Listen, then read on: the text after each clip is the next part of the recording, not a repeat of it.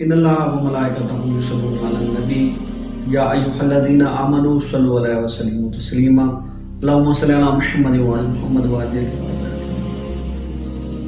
تمام سامعین، ناظرین، بزرگ دوست، احباب اور عزت والی مائیں بہن بیٹیاں، فقیر علی محمد سید آدھا سید فیاض نبی شاہ کی طرف سے السلام علیکم یا علیہ السلام۔ دوستو، آپ اگر پریشان ہیں، آپ کا کاروبار نہیں چل رہا، آپ کے رشتے کی بندش ہے، آپ پہ کوئی اللہ نہ کرے ناجائز مقدمہ ہے، جو بھی آپ کی پریشانی ہے، تو ہر مشکلات کا حل کا ایک عمل ہے۔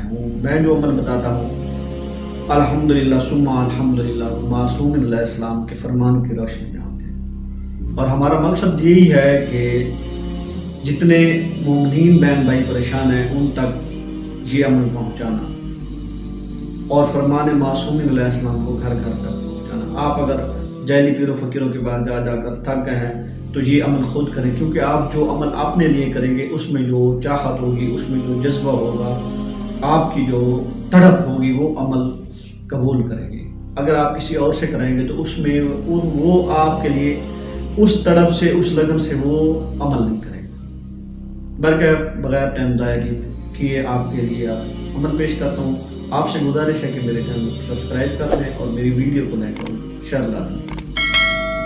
آپ نے کیا کرنا ہے کہ نوچندی جمعرات کو غسل کرنا ہے، پاک صاف ہو کر، معطر ہو کر، اچھے کپڑے میں بتن کر کے علیحدہ مکان میں جانا ہے۔ وہاں پہ آپ نے یا مسجد میں جانا ہے، وہاں پہ آپ نے کیا کرنا ہے کہ ایک تسبیح پڑھنی ہے درود پاک کی، اللہم صلی علی محمد وعلی محمد وعجل فرجہ، ایک تسبیح درود پاک کی، اور 786 مرتبہ بسم اللہ الرحمن الرحیم۔ اس کے بعد 2 رکعت نماز حاجت جیسے صبح کی نماز پڑھتے ہیں، یہی آپ نے 12 مرتبہ کرنا ہے۔ مطلب اس کے بعد 2 رکعت کے بعد پھر آپ نے ایک تسبیح درود پاک کی پڑھنی ہے، 786 مرتبہ بسم اللہ الرحمن الرحیم پڑھنا ہے، اور اس کے بعد آپ نے 2 رکعت نماز، یعنی کہ آپ کی کل 24 رکعت نماز ہوگی۔ 1188 مرتبہ آپ کا درود پاک ہوگا، اور 9432 مرتبہ آپ کی بسم اللہ شریف۔ نماز ختم کرنے کے بعد